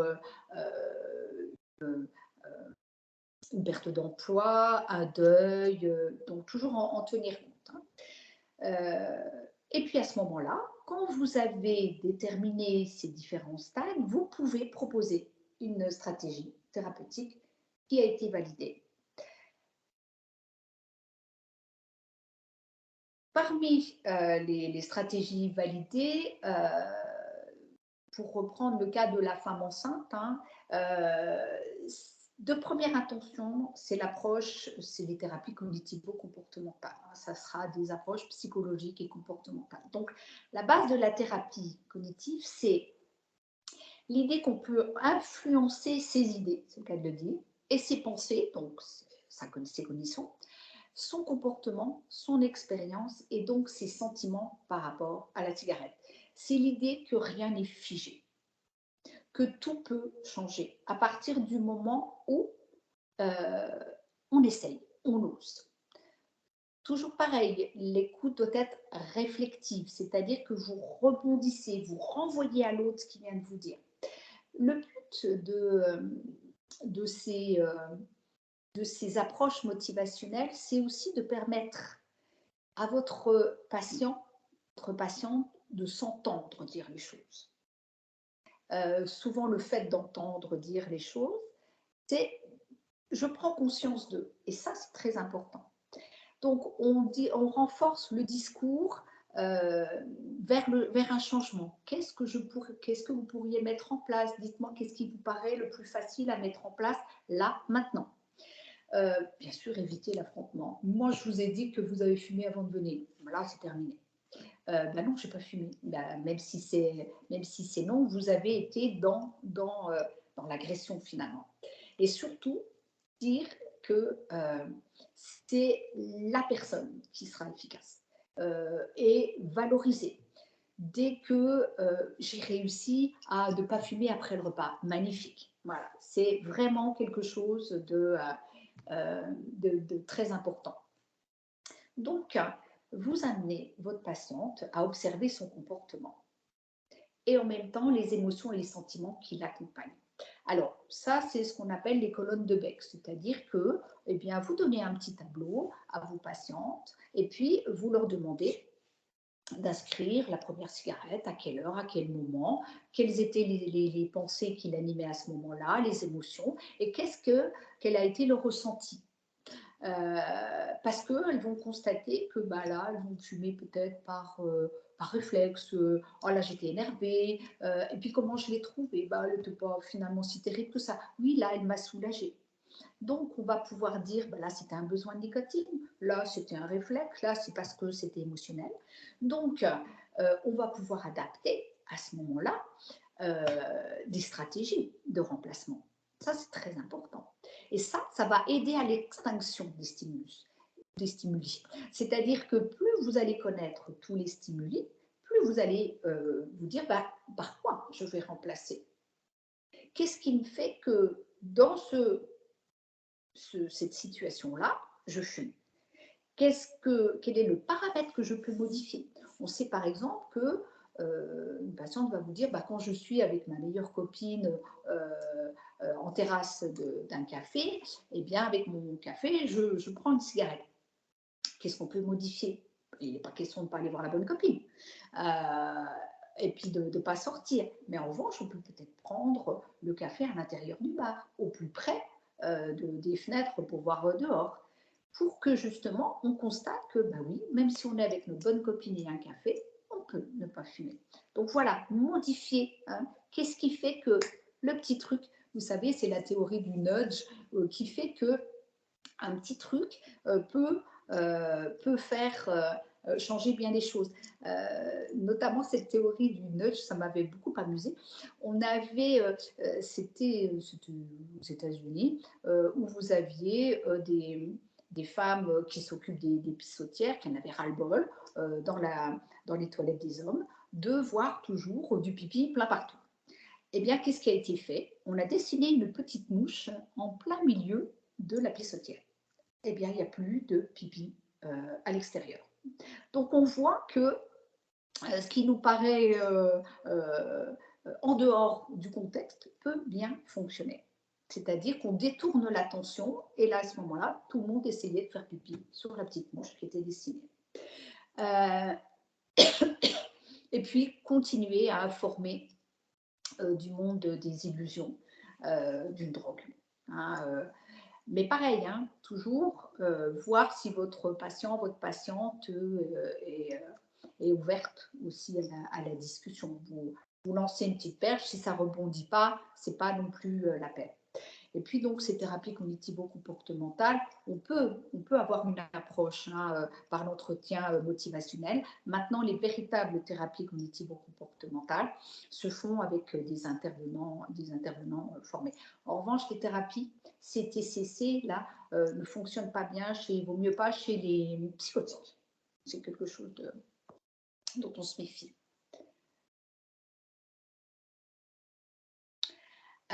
Donc, quelques exemples de conditions favorisant l'arrêt du tabac. Le fait que la cigarette est considérée comme un adversaire. Donc ça, c'est intéressant. Pensez que le tabac n'aide pas à gérer son stress, mais au contraire en provoque. Vous avez des personnes qui arrivent d'emblée à vous dire bah non, je me rends bien compte que ça me stresse beaucoup plus. Souvent, c'est parce que ce sont des gens qui ont déjà fait des tentatives d'arrêt. Pensez qu'on peut arriver à s'en passer et que beaucoup y sont déjà parvenus. Donc la valeur de l'exemple, pourquoi pas moi finalement. Pensez que le fumeur ou la fumeuse est victime d'une manipulation de l'industrie du tabac. Ça, c'est important chez les jeunes qui cherchent à tout prix la liberté. Leur montrer que finalement, l'industrie du tabac, les bons petits chimistes ont su comment faire pour ôter le libre arbitre chez les jeunes, ça c'est important. Et le fait de penser que le soi-disant goût agréable du tabac est généré par le manque, en réalité, c'est dégoûtant. Bien montrer que je ne ressens pas du plaisir, mais du soulagement, permet effectivement de constater qu'on n'est plus dans le plus. On comble un manque, on comble un vide, on remplit quelque chose qui ne va pas, mais on n'est plus dans le plaisir qu'on a pu rencontrer au tout début. Et en revanche, quelques exemples de conditions qui précipitent la rechute. Donc, entendre dans les mots de votre patiente des signes, c'est important. Et il faudra revenir là-dessus. Le fait de considérer la cigarette comme une amie. Alors, c'est quoi une amie? Une amie, elle est toujours là quand j'en ai besoin. Ouais, c'est vrai. C'est le cas de la cigarette. Mais une amie, alors une amie, après, est-ce qu'elle vous fait tousser? Est-ce qu'elle vous fait stresser? Est-ce que c'est ça une amie? Donc rebondir là-dessus. Le fait de croire que l'on prend plus de plaisir en fumant qu'en s'en privant. Réussir à démontrer que quand on a réussi à ne pas fumer pendant 2-3 heures, constater que quand on n'a pas fumé pendant une journée, on respirait déjà mieux, eh bien, c'est de décaler, remettre les choses finalement dans ce qui est la réalité. Toujours revenir à la réalité. Penser que fumer aide à supporter les événements difficiles ou penser que les fumeurs ont la chance de pouvoir continuer à s'engrainer. Ça aussi, on a, quand lors d'un arrêt, vous voyez une personne, alors comment ça s'est passé? J'ai vu des collègues, je me disais, la chance qu'ils ont. Là, vous savez qu'il va falloir reparler. Est-ce que c'est une chance? C'est quoi une chance pour vous? Voilà, rebondir là-dessus. Et puis, pareil, le fait de croire ce que l'industrie du tabac essaye de nous faire croire, que c'est le signe d'un esprit libéré ou d'une attitude hédonique, bien sûr. Ça a bien marché chez les femmes, d'ailleurs. la diapo suivante. Donc, maintenant, les prises et les traitements. Hein. Donc, de GRADA, vous avez d'abord le traitement nicotinique de substitution, hein, les formes orales, on les connaît, les formats privilégiés chez la femme allaitante, sauf le spray, parce qu'il n'a pas d'AMM pour la femme allaitante et la femme enceinte, hein, bien sûr, mais voilà. Chez les femmes allaitantes, on va privilégier les gommes, les pastilles. Et puis, vous avez les formes à diffusion continue, comme les patchs à différents dosages. Donc, le choix de la dose constitue un facteur important du succès. Il faut vraiment, vraiment adapter, savoir évaluer les besoins, parce que sinon, c'est un risque d'échec. Une règle, peut être retenue, une cigarette, a priori, 1 mg de nicotine. Mais là, encore une fois, on sait bien que chaque fumeur est particulier. Vous aurez des inhalations profondes qui vont vous apporter plus de nicotine. Les fumeurs de cannabis, par définition, vont avoir des inhalations beaucoup plus profondes, même sur leur cigarette. Donc, vous savez déjà que la consommation de nicotine, l'apport en nicotine est plus élevé. Donc, en pratique, adapter le dosage en fonction de la consommation, tenir compte, comme on disait tout à l'heure, des besoins plus importants pendant la grossesse. D'autant que souvent, on a affaire à des femmes qui sont très dépendantes et que pendant la grossesse, eh bien, il faut augmenter les médicaments pour qu'ils soient plus efficaces. Utiliser des patchs, si possible, sur 16 heures. On estime qu'il est important de pouvoir laisser les fœtus sans nicotine. Maintenant, si vous avez une femme qui déclare fumer dès qu'elle se lève, ça me paraît tout de même intéressant pendant quelques jours au départ de la laisser sur 24 heures. Parce que pour déclencher, pour lui montrer que c'est possible. Désolée, je dois vous quitter. Ok, au revoir. Donc, et puis il faut surtout utiliser, associer les formes. Hein, on sait que d'associer formes transdermiques et orales permet de multiplier par 2 les chances d'arrêt. Ça vaut le coup. Et on a l'AMM chez les plus de 15 ans. J'ai vu qu'au Canada, ce n'était pas avant 18 ans. Et je ne sais pas comment ils peuvent faire effectivement quand on a des jeunes qui consomment 20 ou 30 cigarettes dès l'âge de 16 ans. Proposer bien sûr le sevrage du conjoint, c'est important parce qu'un conjoint fumeur, c'est un facteur de plus pour l'échec du sevrage, c'est important. Quid de la vapoteuse, cette fameuse vapoteuse, il n'y a pas de recommandation officielle. Si souhait d'utilisation de la part de la patiente, il faut revenir quand même à l'intérêt et la possibilité de prendre des substituts nicotiniques qui, eux, sont recommandés pendant la grossesse. Et puis, il faut orienter en consultation de tabaco parce que ça, c'est important. Les produits utilisés dans les vapoteuses, bien sûr, paraissent moins nocifs. Il n'y a pas de produits de combustion. Dans certaines vapoteuses, on a quand même retrouvé des goudrons, des monoxydes de carbone. Mais il y a d'autres additifs qui, sur le long terme, peuvent poser problème. Pour l'instant, on n'a encore pas suffisamment retenu. Et la dernière stratégie marketing, c'est la puff, c'est à destination des plus jeunes.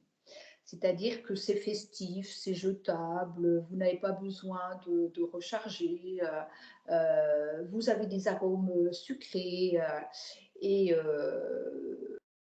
bon, ça contient de la nicotine. Donc, ça reste une porte d'entrée dans le tabagisme des plus jeunes. Et vous avez quand même de plus en plus d'initiation à la nicotine par ce biais-là. Le seul problème, c'est que votre vapoteuse tombe en panne. Qu'est-ce que vous faites? Donc là, c'est compliqué et ça peut être finalement le recours au tabagisme, au tabac, quand la vapoteuse fait défaut. Et puis, on a toujours notre tate varénicline qui avait été suspendue pendant quelques temps, qui est revenue. Alors, bien sûr, hein, chez la femme enceinte, la femme allaitante, bien sûr que c'est absolument pas indiqué. C'est un intérêt de dernière intention dans le sevrage tabagique après échec des traitements nicotiniques de substitution. Et ça cible en fait les récepteurs nicotiniques par double effet. Non seulement ça va prendre la place sur les récepteurs, mais en plus, vous allez avoir cet effet antagoniste qui fait que si vous fumez, vous avez un effet vraiment d'écœurement.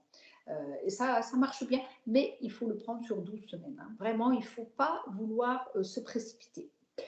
Et puis, vous avez, parfois, on vous dit, est-ce que je peux faire de l'acupuncture, de l'hypnose, du laser aussi, l'homéopathie, vaccin. Ces stratégies ne sont pas validées par les sociétés savantes ou les sociétés d'experts. Alors, juste, Madame Goussard, je voulais juste vous prévenir qu'il reste à peu près 10 minutes dans le webinaire. Wow. Si peut-être comme vous avez évoqué tout l'entretien motivationnel et que les dernières diapos sont autour de ces étapes de l'entretien motivationnel, peut-être aller peut-être plus vite sur ces étapes et puis laisser Bien vraiment sûr. 5 minutes Bien sur la sûr. parole si les Même personnes peut-être ont des Même questions. peut-être plus, parce qu'effectivement, hein, on a pas mal abordé tout, parce que encore une fois, comme il faut rouler avec la personne qui est en face de nous, c'est pas statique. Hein, on fait pas toujours la même chose dans un entretien. Donc en fait, est-ce que par exemple, les personnes qui sont là ont des questions particulières ciblées sur quelque chose et qu'elles voudraient voir aborder ou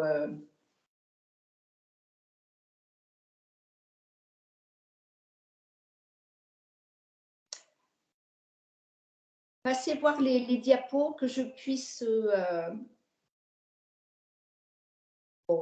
prévenir la rechute, on avait dit. Donc, comment gérer, on avait dit aussi, effectivement, dire que l'écart fait partie du sevrage, qu'il faut revenir toujours. Les facteurs d'échec, on en avait parlé. Donc, attention à la réévaluation quotidienne le patient doit savoir s'il est en sous-dosage ou en surdosage, donc lui expliquer. OK, on peut passer. Donc, je voulais peut-être 2 minutes sur la réduction des risques. La stratégie de réduction des risques, parce que c'est une stratégie qu'on a adaptée depuis par rapport à l'alcool. C'est l'alcool qui nous a montré que la réduction des risques fonctionnait bien. Donc, c'est une étape qui est suivie dans l'idéal d'un arrêt total. Mais on peut être amené à avoir déjà des bénéfices dans la réduction des risques à partir du moment où vous avez une compensation nicotinique. Ça, c'est hyper important. Et ça rentre aussi dans le cadre de la politique des petits pas. Rendre l'objectif atteignable en le morcelant pour pouvoir effectivement arriver à ce que l'on veut, mais on y va tranquillement. On peut passer. Et puis voilà, donc savoir orienter, savoir trouver les outils et les références utiles. Alors, je n'ai pas mis les sociétés d'experts comme le Saint-Goff, vous avez d'autres, l'INCA, vous allez trouver, soit vous adressez à un médecin traitant si vous savez qu'il fait de la tabaco, soit vous les consultations de tabaco hospitalières, les centres de soins d'addiction, Tabac Info Service avec sa ligne téléphonique qui marche bien, Drogue Info Service, Amélie, l'HAS, Santé publique France, etc., RESPAD, ou alors vous avez encore Addiction France. Voilà, merci de votre attention. J'ai été longue, mais c'est vrai que, comme je disais, la consultation en tabacologie, ce n'est pas quelque chose de statique. Vous devez rebondir en permanence face à l'individu que vous avez en face de vous, que ce soit la femme enceinte, que ce soit l'adolescent ou que ce soit la personne ménopausée. Voilà, je suis en attente de vos questions. Merci Madame Goussard pour toutes ces explications. Il nous reste un peu moins de 10 minutes pour répondre à toutes vos questions. Si vous en avez, n'hésitez pas à les poser à Madame Goussard. Elle est là encore pour vous répondre.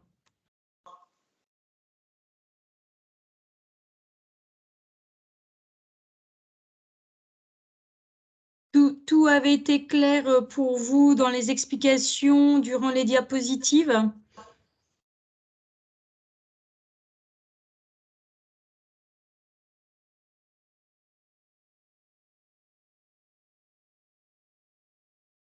Oui, tout à fait. Merci beaucoup.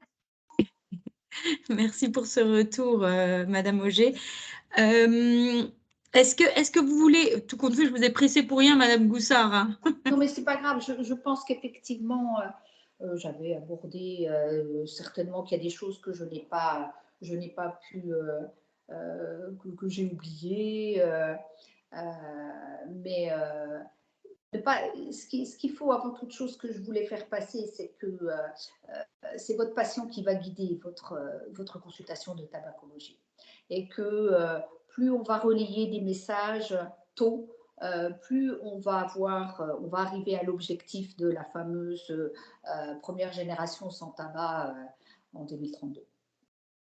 Nous avons une question de Carole qui disait le Champix avait été retiré du marché. Il vient d'être remis en vente. Elle se posait la question. Ouais. Oui, tout à fait. C'est-à-dire que il avait même aussi, il y avait eu des pénuries, enfin, on ne sait pas trop.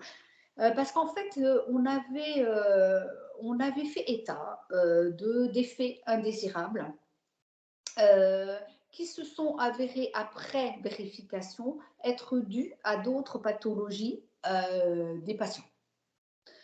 Donc le Champix lui-même n'est pas responsable et peut être pris. Alors Champix, c'est quelque chose qui fonctionne bien, mais c'est vrai que vous pouvez, il y a un risque d'effet secondaire comme dans tout médicament. Hein, donc il ne faut pas le négliger.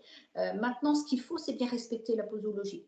C'est-à-dire qu'il faut y aller, vous prenez d'abord du 0,5 mg et puis après vous augmentez votre pathologie et vous devez au niveau de arrêter de fumer dans les 15 jours. Mais si c'est dans les 3 semaines, c'est dans les 3 semaines. Ce n'est pas un problème. Mais surtout, vous devez maintenir votre traitement pendant 12 semaines et c'est renouvelable une autre fois. Et ça fonctionne bien. Mais ne pas oublier que parce que vous avez une stratégie médicamenteuse, vous devez omettre le changement comportemental. Ça, c'est très important. C'est très important de continuer à travailler avec votre patient sur ce changement comportemental.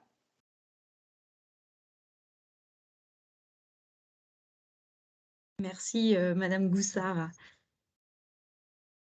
Est-ce qu'il y aurait d'autres questions, d'autres points qu'on n'aurait peut-être pas abordés dans ces diapositives et que vous aimeriez évoquer avec Madame Goussard? Oui, j'avais une question. Alors, j'ai eu un appel d'un collège. Alors, j'ai loupé quelques minutes, donc j'espère que ma question n'est pas à côté de la plaque. Mais en fait, par une association d'addictos, j'ai un prêt de testeur de monoxyde.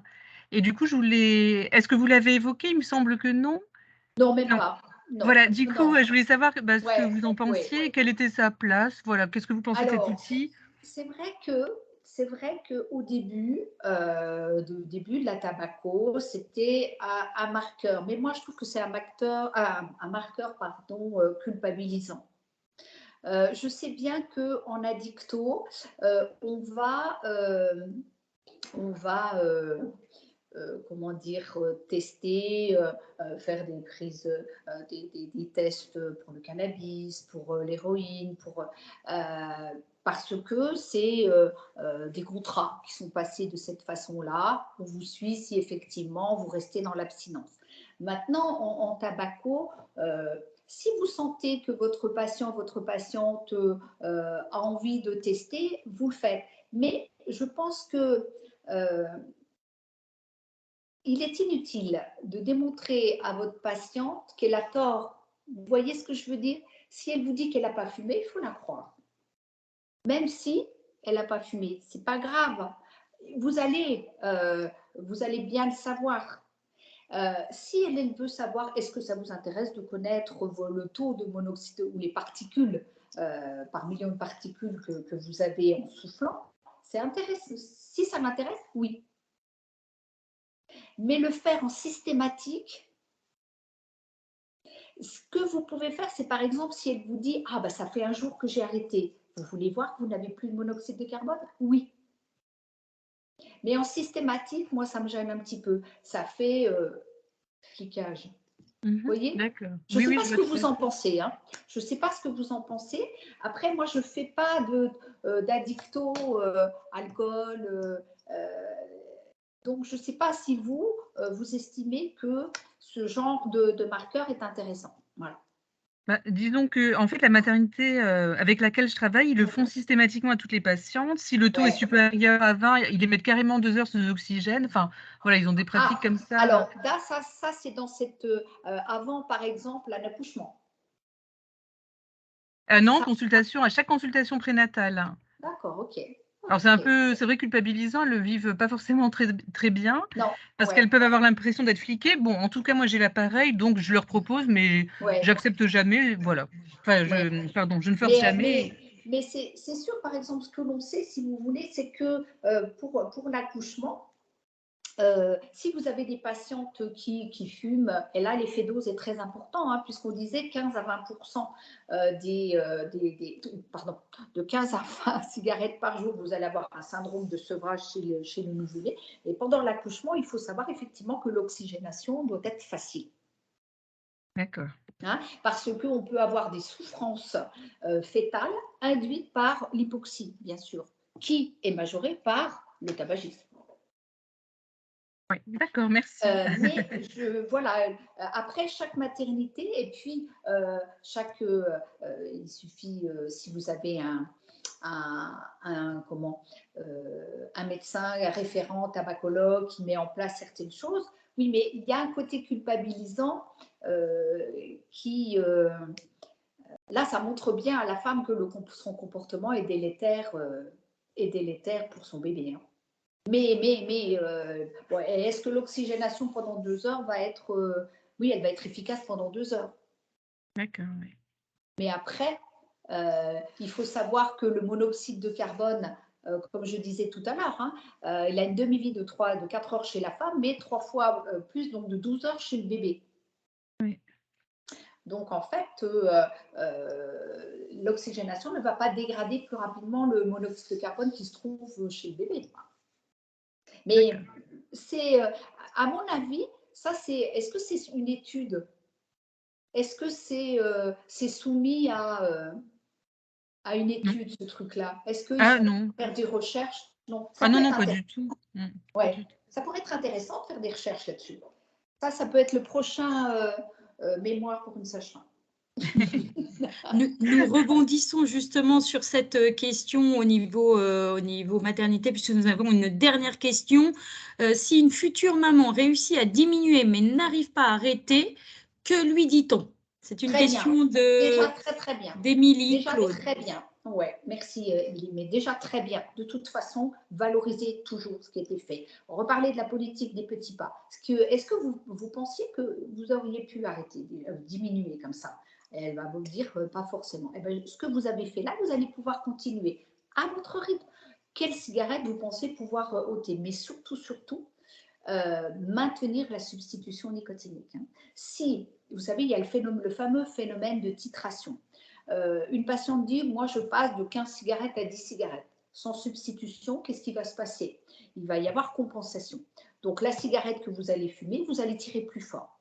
En fonction de votre façon de fumer, vous allez avoir un taux de nicotine différent.